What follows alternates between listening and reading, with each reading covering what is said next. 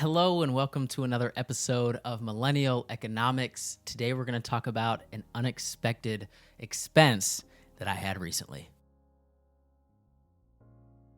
All right, so if you're anything like me and my family, if you're a human on this earth, chances are you have probably had an unexpected expense at some point.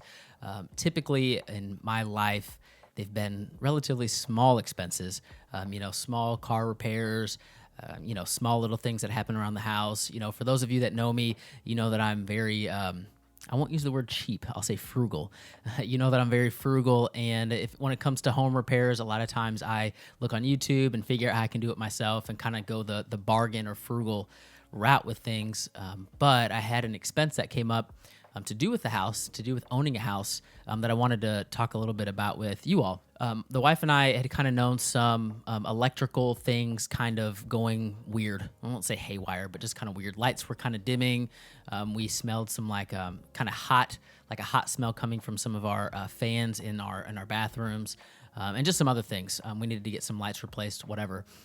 So I was thinking about doing it myself, but I decided against it because it is electrical work and I want it done correctly. And I'm not a certified electrician and I don't want to burn my house down. So I decided to call the contractor again, which I hate doing. I hate calling somebody else to do work in my house, but we did it. And we had them out, and they were kind of looking around and seeing, looking at some outlets, and I was pointing out the fans in the bathroom and talking to him about the lights. And, they came to the electrical panel, and they were kind of showing me around, and they basically said that our electrical panel was 40 plus years old. They don't even make the model anymore.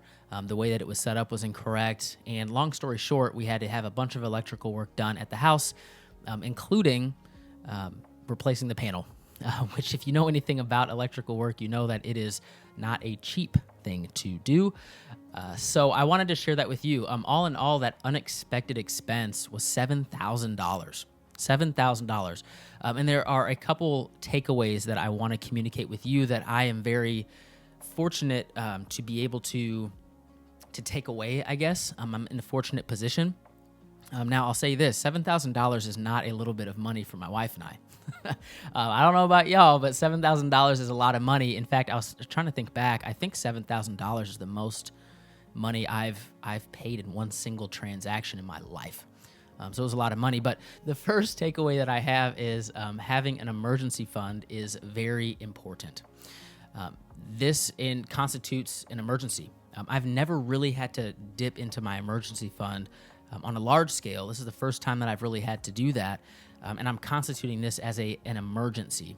Really, I wouldn't have done this type of work or this much work or spent this much money if it was just a cosmetic thing that we wanted or we wanted new countertops or something like that. I certainly would not have dipped into the emergency fund for that. But because it's really kind of a safety hazard with some of the things that we had going on, I decided to go ahead and pull the trigger.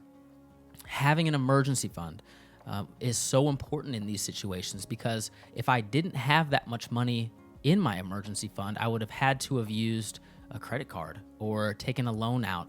And then that kind of puts you multiple steps back in your financial journey because you're having to pay those types of balances back while it's accruing interest. And again, we don't want to be paying people interest. We want to be receiving interest on the money that we've invested. So I was really fortunate and really happy that I had that emergency fund in place. The second thing that I wanted to share with you and the second thing that I took away is really just kind of shedding light on, when you own real estate, whether it's your primary residence or an investment property, these sorts of expenses can and will happen at some point. And if you're not taking into account that these sorts of big expenses will happen, you are miscalculating, we'll say, how much money you need on hand or how much money it takes to maintain real estate, right? Some big expenses obviously are electrical work, plumbing work, roof, windows. These big ticket expenses at some point in time will need to be replaced or updated depending on how long you own the real estate for.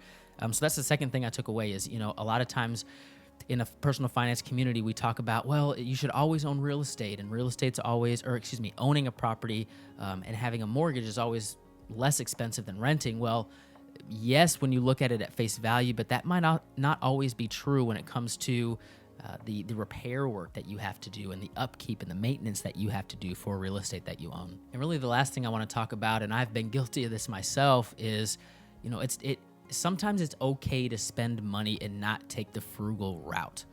And what I mean by this, so like I mentioned earlier, I really could have just done the work myself, maybe not done it well. It may have taken a month to complete. I would have been watching a bunch of YouTube videos, and, let's just say I was able to complete the work and kind of put things together, and maybe I save a couple $1,000s, right? Yes, I saved the couple $1,000s, but I'm, again, not a licensed electrician. I don't have experience with this sort of thing. And when it comes to the safety of my family, going the more legitimate route, I guess you could say, of hiring the contractor instead of choosing the frugal route, was a great choice for me. And one thing that I've learned in my life is you don't always need to take the frugal route. There are some things that you should spend money on. There are some things that you should spend more money on for a better quality product or a better quality service. And I certainly felt that was the case in my situation with my home repair. So I hope you learned something from this, from my experience. My emergency fund certainly is a lot lighter than it was about a week ago.